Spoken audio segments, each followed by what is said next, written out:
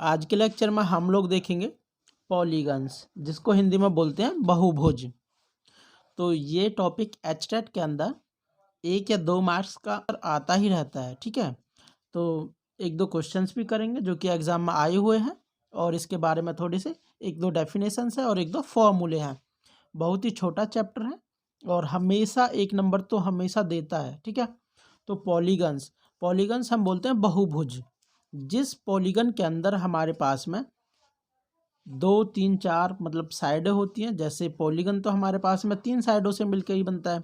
सबसे पहला हमारे पास में ट्रायंगल होता है जो कि 3 साइडों से मिलकर बना होता है। फिर क्वाड्रिलेटरल होता है जो 4 साइडों से मिलकर बना होता है।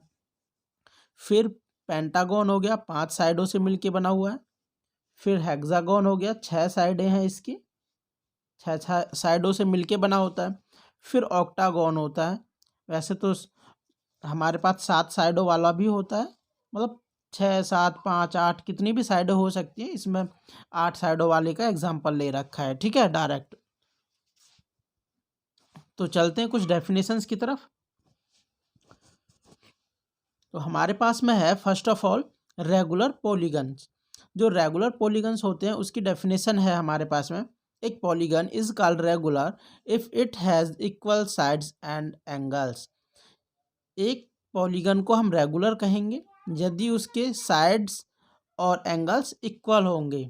जैसे हमारे पास में कोई रेक्टेंगल वो हो गया हमारे पास में, जैसे ट्रायंगल हो गया, यदि वो इक्विलेटरल है तो उसे हम रेगुलर कहेंगे। इक्विलेटरल मीन्स जिस पॉलीगन की तीनों साइड में बराबर होती हैं, जिस ट्रायंगल की तीनों साइड बराबर होती है। जैसे हमारे पास में ये वाला है, इसको देखें तो हमारे पास में इसकी तीनों साइड बराबर हैं, तीनों साइड भी बराबर हैं। और जो हमारे पास इक्विलेटरल ट्रायंगल होता है उसके सभी अंदर वाले एंगल्स 60 डिग्री के होते हैं, 60 डिग्री के होते हैं सभी अंदर वाले एंगल्स, ठीक है। ये वाली बात भी याद रखनी है, एग्जाम में आ सकता है कि यदि कोई इक्विलेटरल ट्रायंगल है तो उसके अंदर वाले कॉन्स कितने डिग्री के होते हैं, वो 60 डिग्री के होते हैं, ठीक है।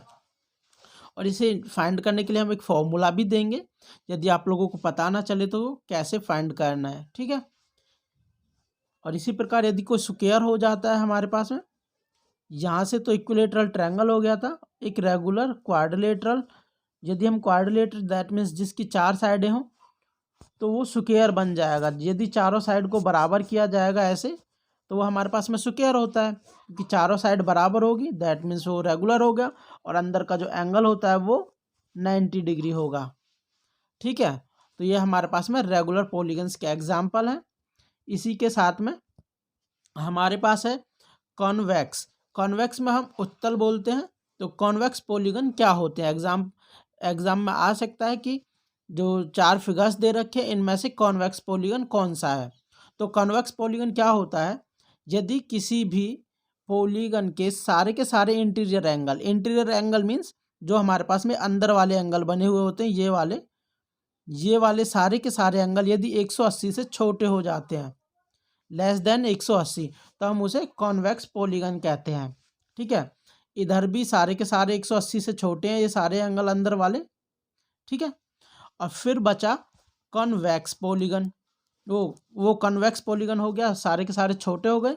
फिर आ गया कनकेव पॉलीगन्स, इसको हम अवतल पॉलीगन कहते हैं। यदि एक भी एंगल इंटीरियर एंगल्स का कोई भी एक एंगल यदि 180 से बड़ा हो जाता है तो हम उसे कॉनकेव पॉलीगन कहते हैं, ठीक है। दैट मीन्स वो कन्वेक्स नहीं होगा तो वो कनकेव होगा, और कनकेव नहीं होगा तो वो कन्वेक्स होगा। दोनों एक दूसरे के अपोजिट हैं। अब जैसे यहाँ पे देखेंगे ये वाला एंगल तो छोटा है 180 से, ये वाला भी छोटा है, ये वाला भी छोटा है, लेकिन एक एंगल हमारा यहाँ पे ये है, सीधी रेखा होती है तो वो तो बन जाती है 180 डिग्री का एंगल, लेकिन सीधी रेखा के बाद भी हमारे पास में बढ़ रहा है, यहाँ से यहाँ तक का तो 180 हो गया, और इससे आगे देखो इतना फालतू इसमें है, इतना ज़्यादा इसमें है, तो ये हमारे पास में 180 से ज़्यादा वाला एंगल हो गया यहाँ पे अंदर की साइड से।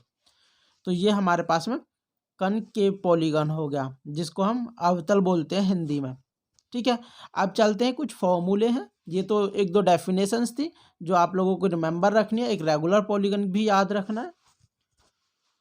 तो फिर आता है हमारे पास में ये sum of interior angles of a polygon interior angle क्या होते हैं, जैसे हमारे पास में कोई पॉलीगन बना हुआ है, यदि उसके जो अंदर वाले ये एंगल्स होते हैं, अंदर वाले 4 एंगल्स हैं इसके अंदर, इनको हम इंटीरियर एंगल कहते हैं। ठीक है, तो यदि इन सभी एंगल्स का सम किया जाए तो वो हमारे पास होता है n माइनस, वो होता है हमारे पास में n-2 इंटू 180 डिग्री। ठीक है, n हमारे पास में क्या है, जितनी नंबर ऑफ साइड होंगी। जैसे ट्रायंगल की बात करें, ट्रायंगल में 3 साइड्स होती है, तो 3 यहाँ पे रखेंगे, माइनस के 2 इंटू में 180, 3 माइनस 2 तो 1 हो जाएगा, 1 इंटू 180 तो 180 हो गया। जो ट्रायंगल होता है उसके अंदर के सभी कोनों का योग 180 होता है। ठीक है, ऐसे ही यदि हम वो ले लेते हैं, आयत ले लेते हैं, रेक्टेंगुलर बोल सकते हैं, स्क्वायर ले लेते हैं, मतलब एक कोई भी क्वाड्रिलेटरल ले लेते हैं जिसकी 4 साइड होती हैं, तो उसके अंदर यदि हम n के बराबर 4 रखेंगे तो 4 माइनस 2 दैट मीन्स 2 हो गया, एंड 2 इंटू 180 तो हमारे पास में कितना हो जाएगा, 360। यदि किसी भी पॉलीगन की 4 साइड है तो उसके इंटीरियर एंगल्स का सम 360 डिग्री होता है। ठीक है, ऐसा एग्जाम में आ सकता है। और फिर इसके बाद में यदि वो रेगुलर पॉलीगन हो जाता है, रेगुलर मीन्स सभी साइड्स बराबर हो जाती हैं और सभी एंगल बराबर हो जाते हैं, तो उसका एक एंगल इंटीरियर एक एंगल कितने के बराबर हो जाएगा, ये तो सभी का जोड़ है और हमारे पास में टोटल साइड n है, यदि हम उसे n से डिवाइड कर देंगे तो एक इंटीरियर एंगल निकल जाएगा। ये दोनों ही फॉर्मूले हैं जो दो सेम है हमारे पास में, बस n से डिवाइड किया है क्योंकि एक एंगल की बात हो रही है। ठीक है, इसी से रिलेटेड हम कुछ एग्जाम्पल भी करेंगे जो कि एग्जाम में आए हुए हैं। और एक हमारे पास है, number of diagonals of a polygon is n into n-3/2। तो हमारे पास में ये है, यदि कोई डायगोनल वो दे रखा है हमारे पास में पॉलीगन, जैसे यदि हम ट्रायंगल की बात कर लेते हैं, यदि हम यहाँ पे कोई भी डायगोनल बनाने की कोशिश करेंगे तो डायगोनल क्या होता है, एक साइड से दूसरी साइड को मिलाते हैं, लेकिन यहाँ से तो ये तो साइड ही है ट्रायंगल की, दैट मीन्स ये हमारे पास में डायगोनल नहीं है। डायगोनल वो होता है जो अलग से कोई भी साइड पे जाके और पॉइंट पे जाके मिलता है, मतलब कॉर्नर पॉइंट पे। यहाँ पे तो कॉर्नर था नहीं, दैट मीन्स ये डायगोनल नहीं है। ट्रायंगल के अंदर कोई भी डायगोनल नहीं होते। और फॉर्मूला भी हमारे पास में क्या है, n इंटू ये वाला n इंटू n-3/2। जैसे ट्रायंगल के अंदर 3 साइड होती है तो क्या हो जाएगा, 3 इंटू 3-3/2। यहाँ से तो ये 0 हो जाएगा, दैट मीन्स 0/2 तो 0 हो गया। तो ट्रायंगल के अंदर हमारे पास में एक भी डायगोनल नहीं होते हैं। और यदि हम स्क्वायर की बात करें, दैट मीन्स क्वाड्रिलेटरल की बात करें, तो हमारे पास क्या हो जाएगा, तो एक ये डायगोनल होता है, एक ये डायगोनल होता है। ठीक है, तो इसके अंदर 2 डायगोनल होते हैं। फॉर्मूले के अनुसार देखें, n इंटू n-3/2। तो n की जगह यहाँ पे 4 है क्योंकि 4 साइड है, 1 2 3 4, तो यहाँ पे 4 इंटू 4-3/2। यहाँ से 1 हो जाएगा, ये वाला ऊपर बचा 4/2, दैट मीन्स 2 आ गया। तो हमारे पास में क्या हो गया, 2 डायगोनल्स हो गया। ऐसे ही 5 की बात करेगा तो फिर भी डायगोनल्स निकाल सकते हैं, कोई दिक्कत नहीं है। ठीक है,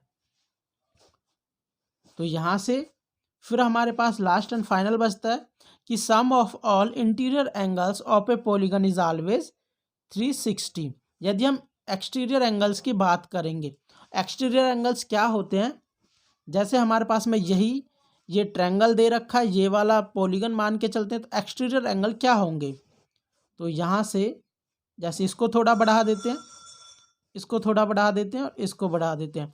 इसके अब जो ये हमने लाइन बनाई है, ये वाली तीनों लाइनें, मतलब ये वाली लाइन बढ़ाइए, फिर इसके बाद ये वाली बढ़ाइए, फिर इसके बाद ये वाली लाइन बढ़ाइए। अब इसके ये वाले इस साइड के एंगल्स, इस साइड के सभी एंगल्स को यदि जोड़ा जाए तो वो 360 आ जाएगा। ठीक है, यदि ये सभी एंगल्स जोड़ दिए जाए तो वो 360 के बराबर हो जाएगा। यही हमारे पास में एक्सटीरियर एंगल है, हमेशा वो 360 के बराबर होगा यदि सम किया जाएगा, जैसा कि यहाँ पे लिखा हुआ है। ये हमेशा याद रखना है। फॉर्मूले क्या है हमारे पास में, ये वाला फॉर्मूला और ये तो सेम ही है, बस n से डिवाइड किया है यदि वो रेगुलर पॉलीगन्स है। इंटीरियर एंगल्स का जो सम होता है n-2 इंटू 180, और यदि वो रेगुलर है और एक एंगल की वैल्यू पूछिए तो डिवाइड कर देंगे n से, और डायगनल्स का नंबर ऑफ डायगनल्स पूछे गए हैं तो n इंटू n-3/2 हो जाएगा। अब चलते हैं कुछ एग्जाम्पल्स जो कि एग्जाम में आए हुए हैं पीआरटी के में। तो यहाँ से हमारे पास है, एक बहुभुज के आंतरिक कोणों का योग 1440 है, भुजाओं की संख्या कितनी है। तो यहाँ से भुजाओं की संख्या कितनी हो जाएगी, और यदि इंग्लिश में देखना है, the sum of interior angles of a regular polygons. Regular polygons means जो सभी भुजाएं समान हो, समबहुभुज।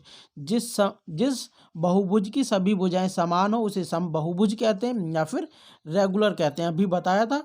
उसके 1440 डिग्री है अंदर के एंगल्स का योग, तो साइड्स का पूछा है कितनी है।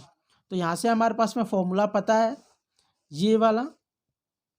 ये वाला sum of interior angles of a polygon कितना है, n-2 इंटू 180। ठीक है, तो इधर पुट कर देंगे। तो यहाँ से हो जाएगा n-2 इंटू में 180 इज इक्वल्स टू 1440। तो इससे डिवाइड कर देंगे, n-2 is equals to 1440 upon 180। एक जीरो से ये एक जीरो कैंसिल हो जाएगी, ये 18 बचा, ऊपर 144/18, 18 एकम 18, 18 अट्ठे 144, तो यहाँ पे 8 बचा। तो n-2 इज इक्वल्स टू 8 है, तो n-2 इज इक्वल्स टू 8। इस 2 को हम दूसरी तरफ लेके चले जाएंगे, तो हो जाएगा यहाँ से n बराबर 8 + 2, n इज इक्वल्स टू 10। तो हमारे पास में जो बहुभुज था उसकी साइड कितनी आ गई है, 10। तो ऑप्शन नंबर सेकंड ट्रू है। चलते हैं नेक्स्ट ऑप्शन की तरफ, नेक्स्ट क्वेश्चन की तरफ, जो कि इसी टाइप का है। यदि एक समबहुभुज के प्रत्येक अंतःकोण का मान 175 डिग्री हो तो बहुभुज की संख्या है। If each interior angle of a regular polygons is 175 then the number of sides are. Number of sides पूछी गई है। यदि इंटीरियर एंगल, प्रत्येक इंटीरियर एंगल की बात की गई है इसके अंदर, जिसमें हमने बटे में n किया गया था, जैसे यहाँ पे था हमारे पास में ये वाला रेगुलर पॉलीगन है, देन ईच एंगल, देन जो ईच इंटीरियर एंगल की बात है, यहाँ पे इंटीरियर रह गया है, इंटीरियर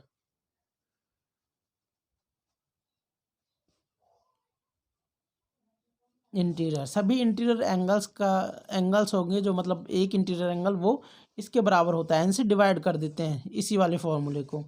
ठीक है, तो ये हमारे पास हो जाएगा